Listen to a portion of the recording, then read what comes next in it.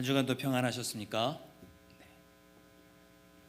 코로나19 사태로 인해서 우리가 영상으로 또 수요일에 예배 드리고 있지만, 그래도 오늘 또 각자의 처소에서 예배 드리는 온 정성을 다해 예배를 드릴 때 하나님께서 기뻐 받으시고 또 예배하신 귀한 은혜를 허락해 주시기를 간절히 소망합니다.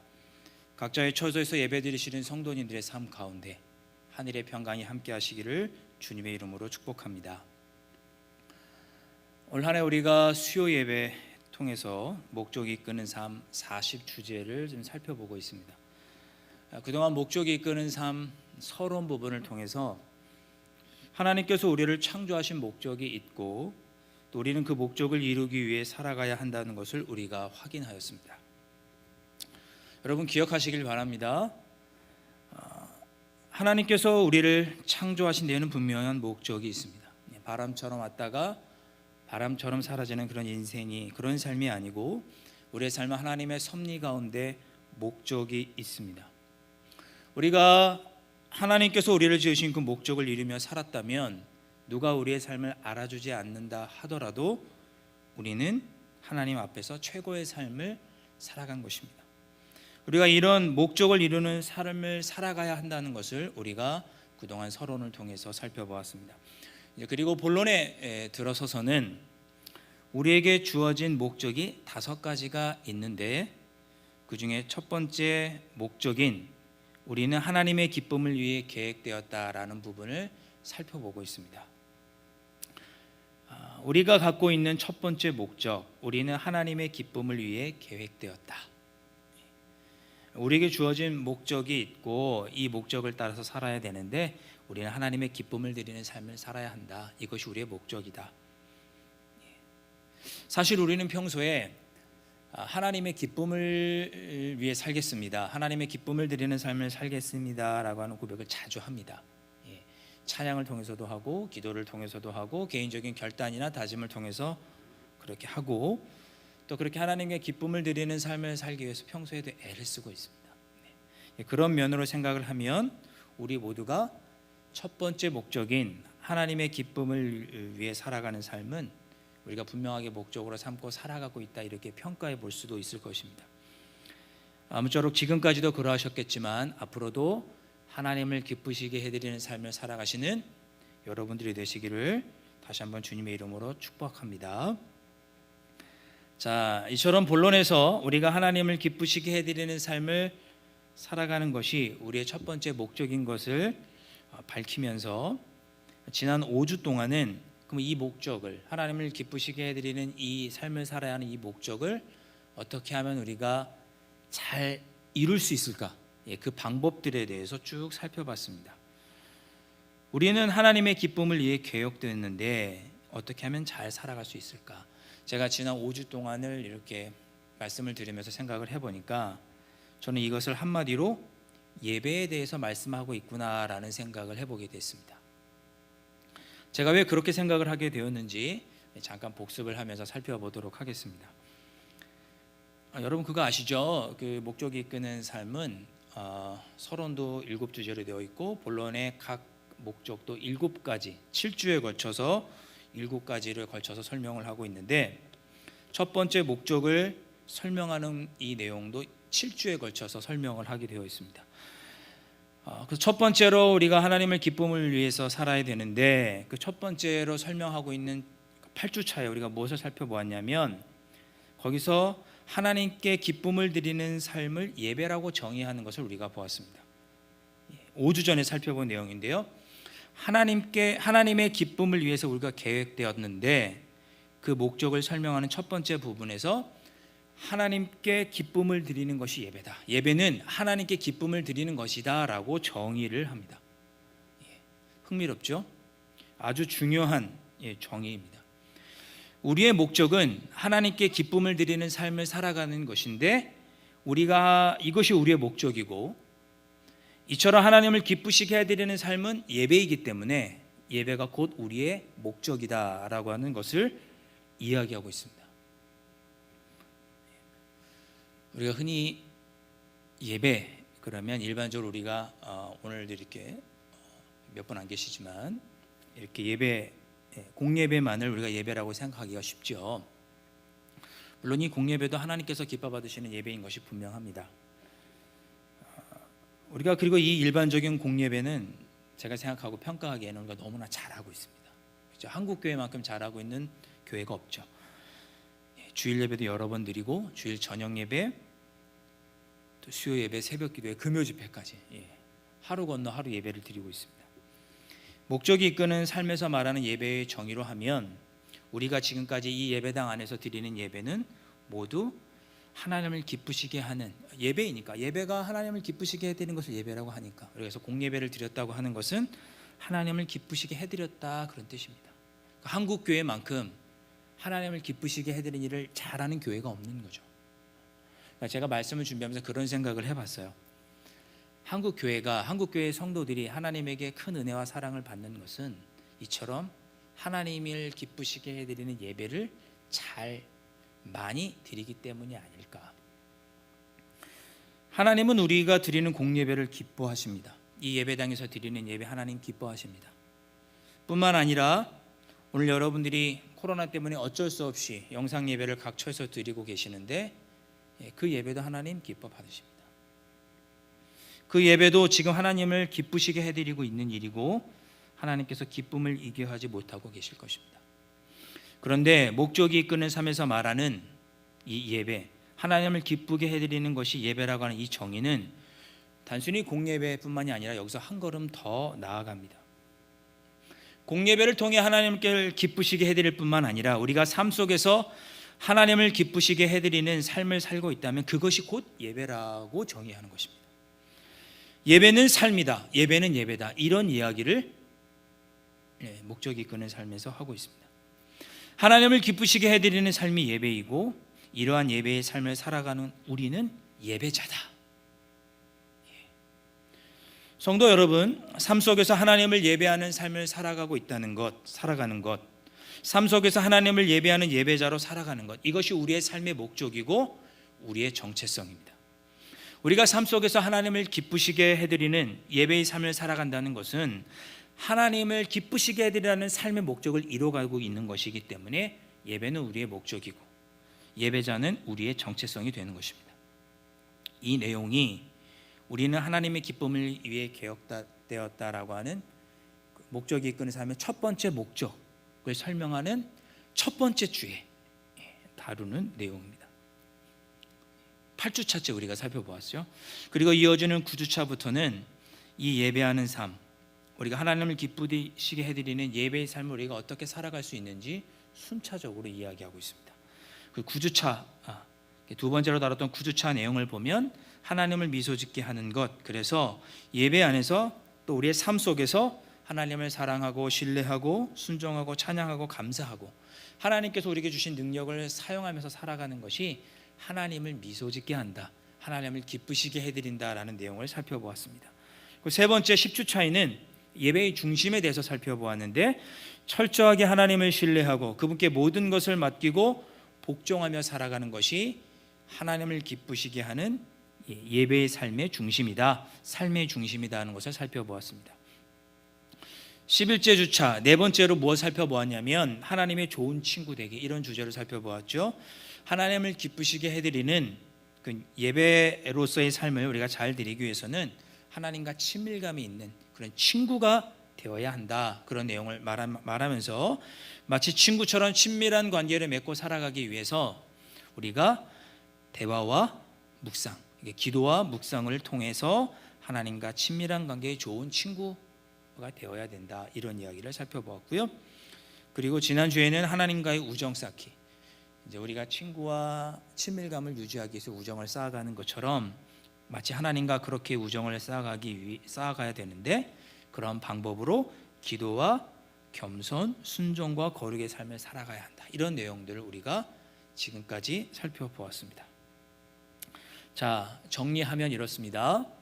제가 앞서 말씀드렸다시피 우리는 지난 5주 동안 하나님을 기쁘시게 해드리는 삶이 곧 예배인데 하나님을 기쁘시게 해드리는 예배의 삶을 잘 살아갈 수 있는 방법들을 살펴본 것입니다. 자, 그런데 지난 5주 동안 우리가 이렇게 살펴본 내용들을 저는 이제 이렇게 좀 정리를 해보고 싶은데요. 지난 5주 동안 하나님을 기쁘시게 해드리는 삶을 살아갈 수 있는 방법들을 살펴보았는데, 그 모든 것들은 삶 속에서 우리가 어떻게 살아가야 하는지에 대한 내용들을 주로 살펴본 것입니다. 이 책의 내용을 따라서 예배에 대해서 정의를 하면 제가 편의상 이렇게 나눠보겠습니다.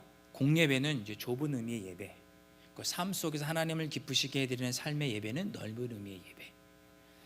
그러니까 앞에 5주 동안 살펴본 것은 넓은 의미의 예배, 삶 속에서 하나님을 기쁘시게 해드리는 것에 관한 내용들을 살펴본 거죠.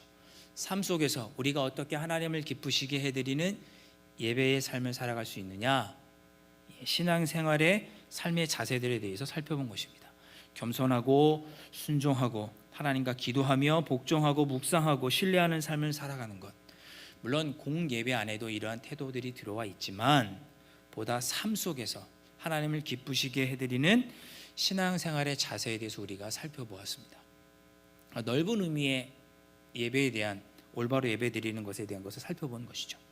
그래서 제가 오늘 여러분들과 함께 나누고 싶은 것은 넓은 의미의 예배의 관점에서만이 아니라 동시에 좁은 의미의 예배인 이 공예배를 드리는 자세에 대해서 좀 더 초점을 거기에 맞추고 이 말씀을 나누고 싶습니다. 즉, 우리가 교회에 나와서 또는 각자의 처소에서 예배를 드릴 때 어떤 태도로 예배를 드려야 하나님께서 기뻐 받으시는 예배를 드릴 수 있는지, 여기에 좀 더 초점을 맞춰서 이 말씀을 나눠보려고 하는 것입니다. 자, 그런 관점으로 오늘 6번째 내용 한번 구체적으로 살펴보도록 하겠습니다. 자, 오늘은 이 6번째, 우리가 어떻게 하면 하나님의 기쁨을 드리는 삶을 살아갈 수 있느냐, 6번째 내용이 뭐냐면 하나님을 기쁘시게 하는 예배를 드려야 된다. 6번째 내용이 이것입니다. 우리는 우리의 삶을 통해서 또한 함께 보여드리는 공예배를 통해서 하나님을 기쁘시게 해드려야 되는데, 하나님이 기뻐 받으실 만한 삶의 예배를 뿐만 아니라 공예배도 올바로 드리기 위해서는 우리가 어떻게 해야 하느냐, 공예배를 통해 하나님을 기쁘시게 해드려야 되는데 어떻게 해야 되느냐.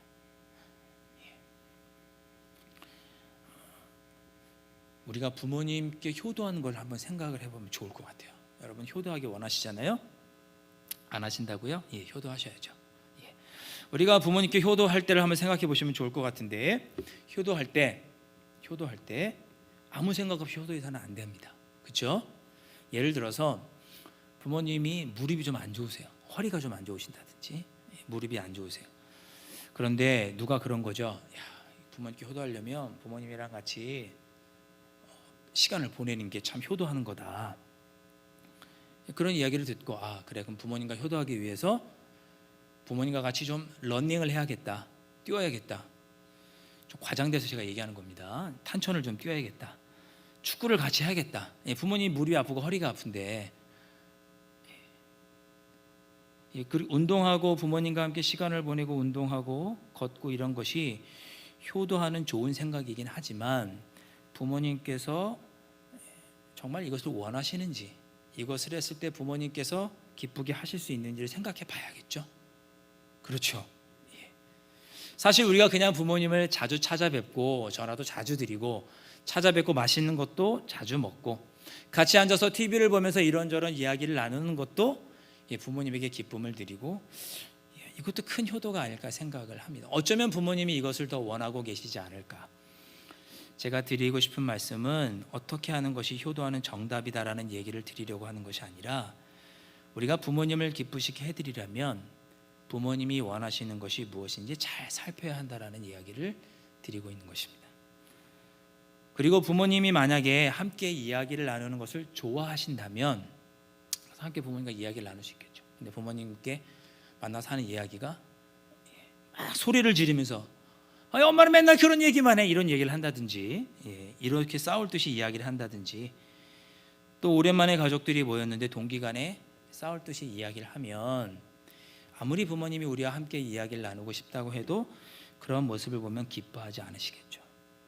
부모님이 원하시는 바를 잘 알아야 하고 또 원하시는 바를 우리가 잘 행할 때 부모님께 우리가 잘 효도할 수 있다, 이런 얘기를 드리고 있는 겁니다. 이것을 저는 예배에도 그렇게 적용해 보고 싶은 거죠. 우리가 하나님이 기뻐 받으시는 그런 예배를 무엇인지 정확히 알아야 하고 그 방법대로 올바로 행할 때 하나님이 기뻐 받으시는 공예배, 예배를 드릴 수 있는데, 목적이 이끄는 삶에서는 세 가지로 이야기를 하고 있습니다. 어떻게 하면 하나님이 기뻐 받으시는 예배를 드릴 수 있을까? 세 가지. 첫 번째는 우리의 예배가 정확할 때 하나님께서 기뻐하신다라고 목적이 이끄는 삶을 제시합니다. 정확하게 예배를 드릴 때. 여기서 말하는 정확하게 예배를 드린다는 것은 10시 반 딱 정확하게 시간을 맞춰서 드려야 된다, 또는 정확하게 어느 장소에서 어떤 형식으로 예배를 드려야 된다라고 하는 외적인 부분을 이야기하는 것이 아닙니다.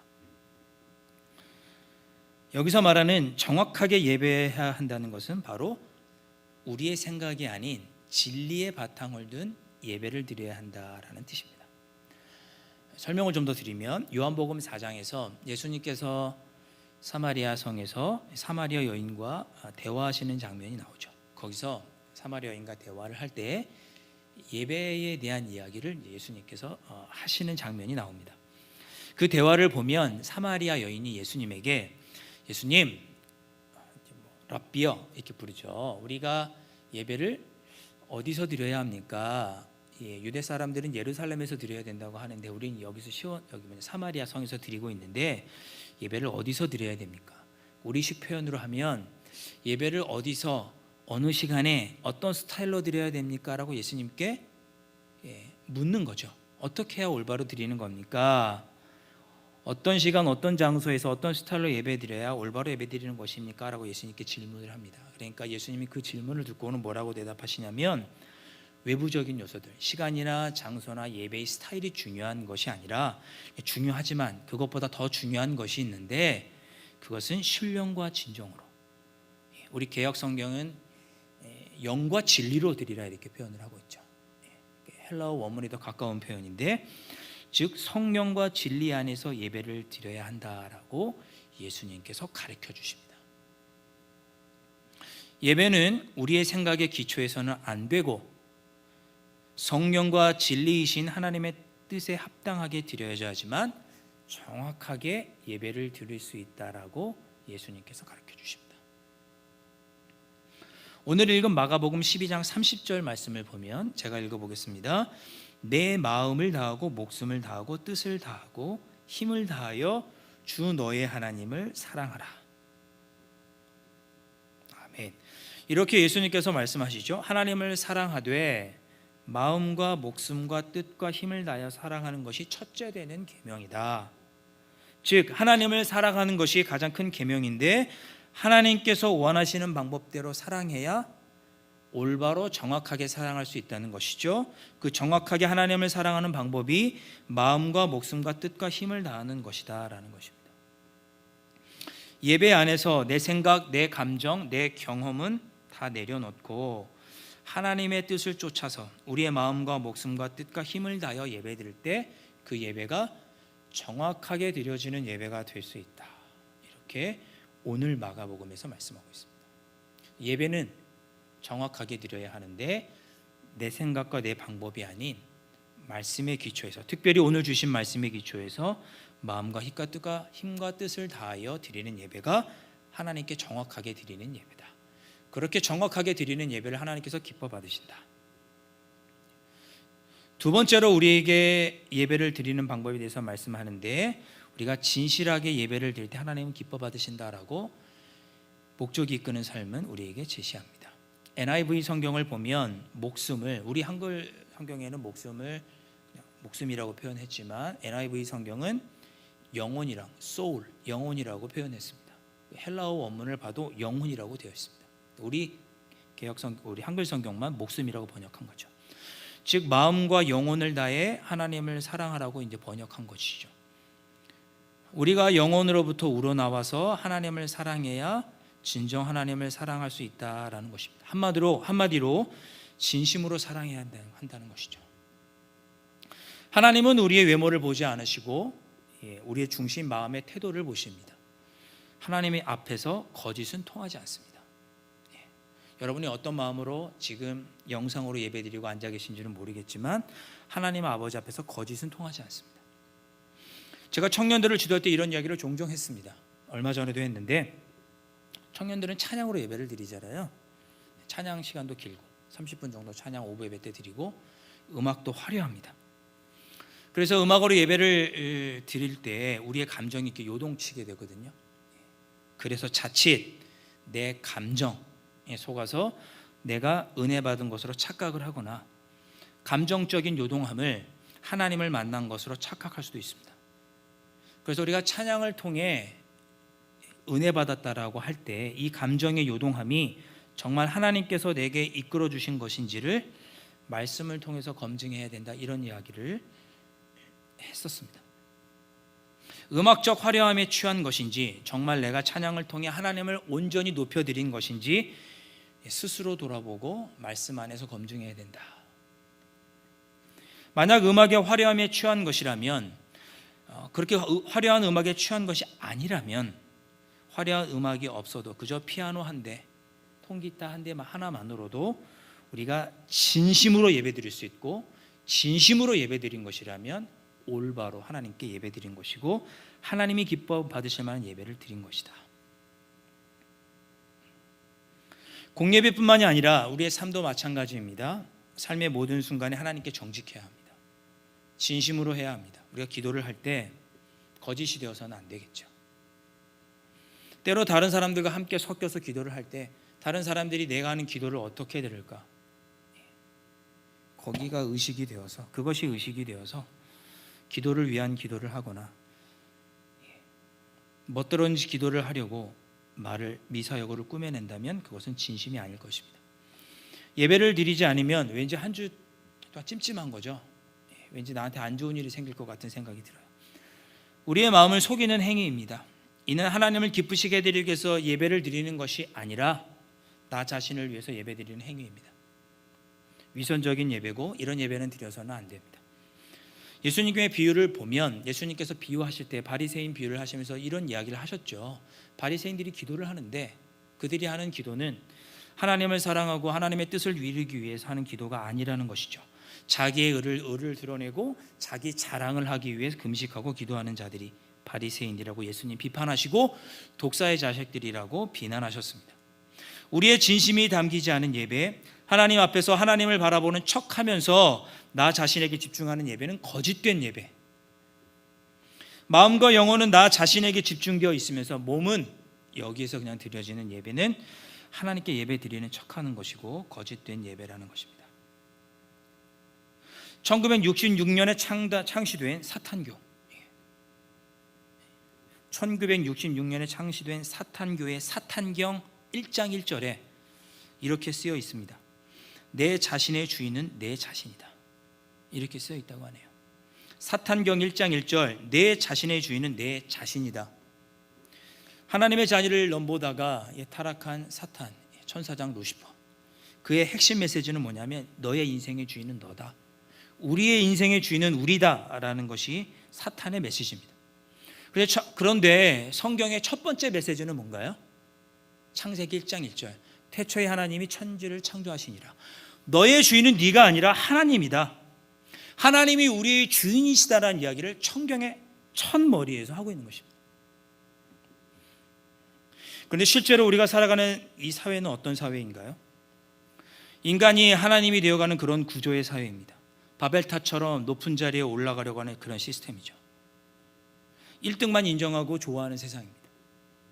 공부도 1등, 사업도 1등, 스포츠는 우승, 올림픽은 금메달, 영화는 박스오피스 1위, 음악은 빌보드 차트 1위, 연예인은 연기대상, 이런 거 타야죠.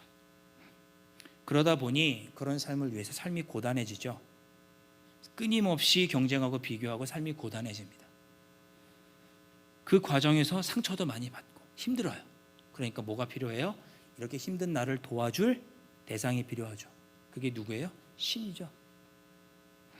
자기 힘으로는 성공하기 힘들고 높은 자리에 올라가기 힘드니까 누군가의 도움이 필요한 것입니다. 그래서는 안 되겠지만 그런 이유로 교회에 나와서 열심히 기도하고 하나님을 찾는 사람들이 있을 수 있어요. 그런 이유로 예배드리는 사람이 있을 수 있어요. 저는 이거를 엘리베이터 신앙이라고 이름 붙여봤습니다. 말씀을 준비하면서 제가 고층 건물에 올라가야 되는데 나를 고층 건물까지 쑥 한 번에 올려줄 엘리베이터가 필요한 거죠. 하나님이 그런 분이라는 거예요. 교회 다니는 게. 그런 이유로 예배를 드리는 사람이 있을 수 있습니다. 예배를 안 드리면 내가 하나님의 도움을 받지 못할 것 같으니까 불안한 거죠. 그래서 이 예배당 안에서 핸드폰을 보더라도 예배당에는 와야겠다는 거죠.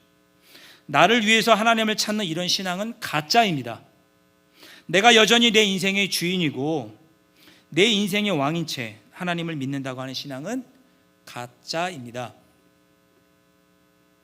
이러한 신앙으로 드리는 예배도 가짜입니다. 가짜 예배로는 결코 하나님을 기쁘시게 해드릴 수 없고요. 예배가 나 자신에게 초점이 맞춰져 있다면 그것은 하나님을 사랑하는 예배, 하나님을 기쁘시게 해드리는 예배가 아닌 것이고 하나님을 기쁘시게 해드리는 목적에도 실패하는 그런 예배가 되는 것입니다. 우리가 진심으로 하나님께 초점 맞춰진 예배를 드리고 있는지 우리 자신을 늘 돌아보고 검증해 보아야 합니다.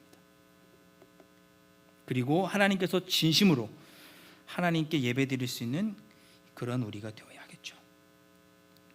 자, 그럼 이 대목에서 우리가 드리는 예배가 정말 진심으로 하나님께 드리는 예배인지 우리가 어떻게 확인할 수 있을까? 저는 오늘 말씀에서 그 해답을 한번 찾아봤습니다. 그러니까 우리가 드리고 있는 이 예배가 정말 진심으로 하나님께 드리고 있는 예배인지 우리가 어떻게 확인해 볼 수 있을까? 증명할 수 있을까? 저는 이 부분이 우리의 공예배와 우리의 삶이 연결되는 부분이라고 생각을 하는데, 바로 우리가 삶 속에서 하나님의 뜻대로 진리이신 하나님만을 의지하며 그분의 뜻에 순종하며 삶을 살아가는 것, 즉 우리의 삶이, 우리의 예배가 진실되고 진심으로 하나님께 예배드리고 있는지를 증명할 수 있다고 생각합니다. 증명한다고 생각을 해요. 예수님께서 오늘 마가복음에서 뭐라고 말씀하셨는가? 31절에서 둘째 계명 말씀하시죠. 그러니까 28절에 서기관이 예수님에게 첫째 계명이 뭐냐고 물어보니까 예수님이 대답을 하시죠.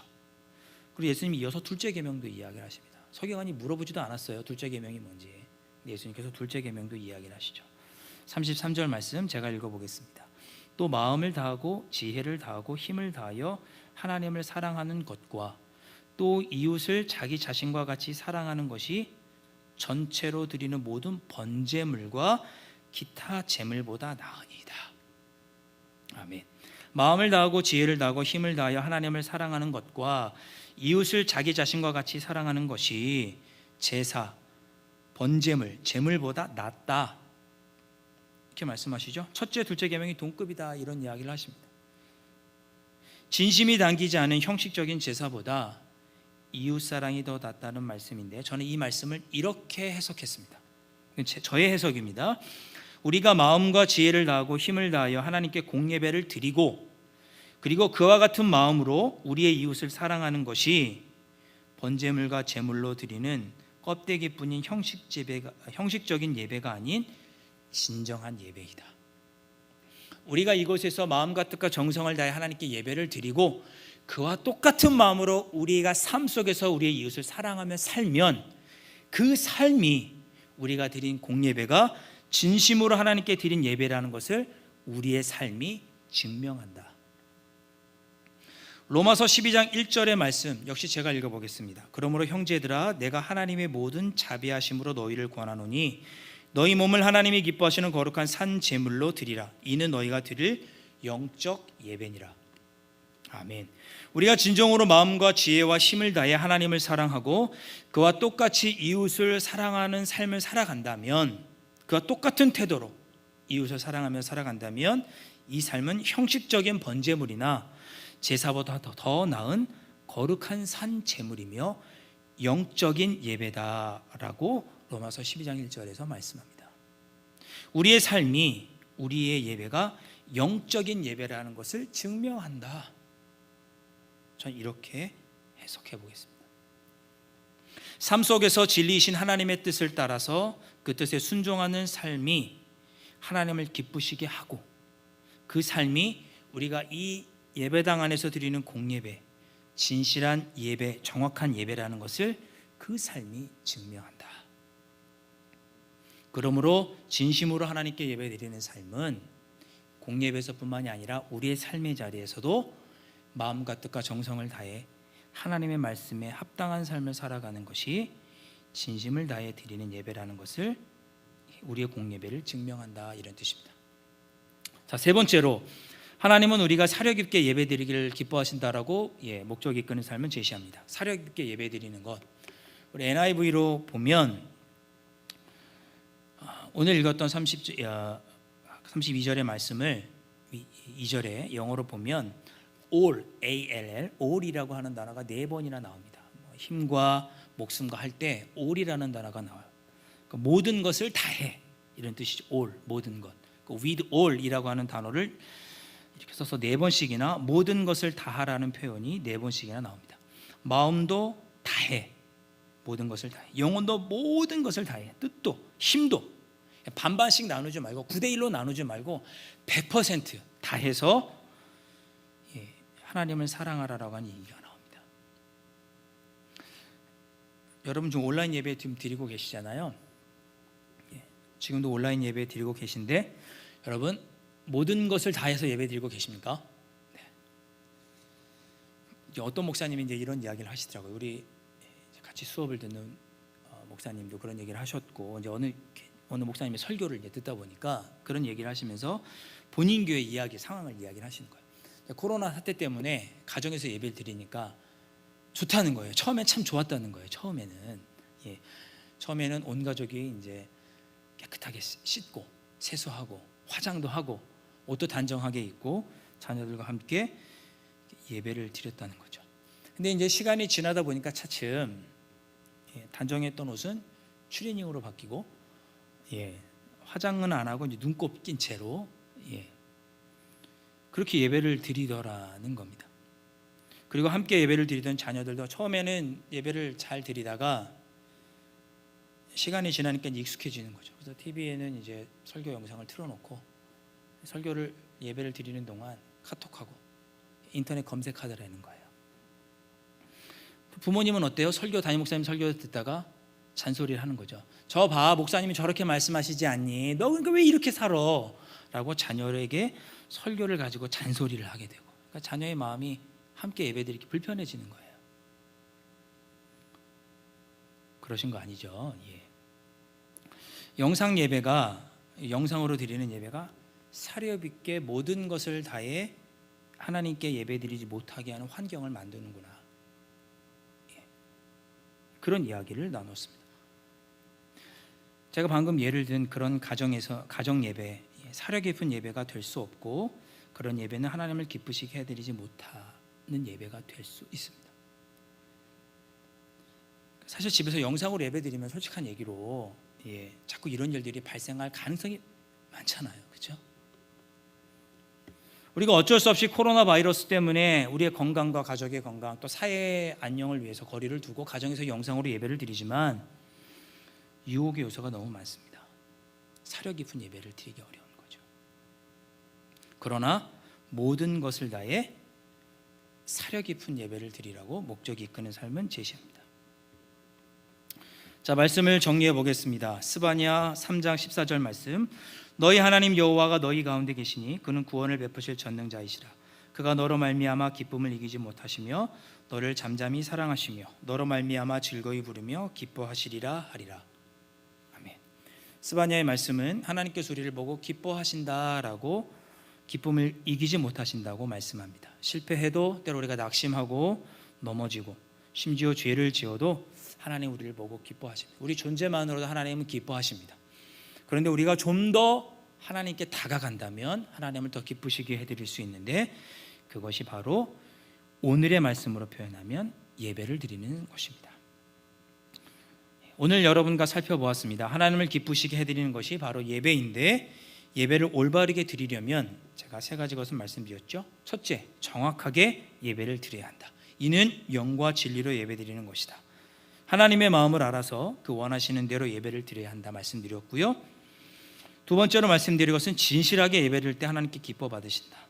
세 번째로 모든 것을 다 드리는 사려 깊은 예배를 드릴 때 하나님께서 그 예배를 기뻐 받으신다. 사랑하는 성도 여러분, 이러한 예배를 드리심으로 하나님을 기쁘시게 해드리는 목적을 이루어드리는 복된 삶을 살아가실 수 있기를 주님의 이름으로 축복합니다. 마지막으로 한 가지만 더. 시간이 많이 지났지만 제가 이 시간을 빌어서 조심스럽게 여러분들과 나누고 싶은 이야기가 있습니다. 여러분, 영상으로 가정 예배 드리고 있죠. 그런데 영상으로 가정에서 예배를 드리는데 우리가 어쩔 수 없이 코로나 때문에 가정에서 영상으로 예배를 드리고 있습니다만은 저는 이 영상 예배가 여러분에게 핑계가 되지 않았으면 좋겠습니다.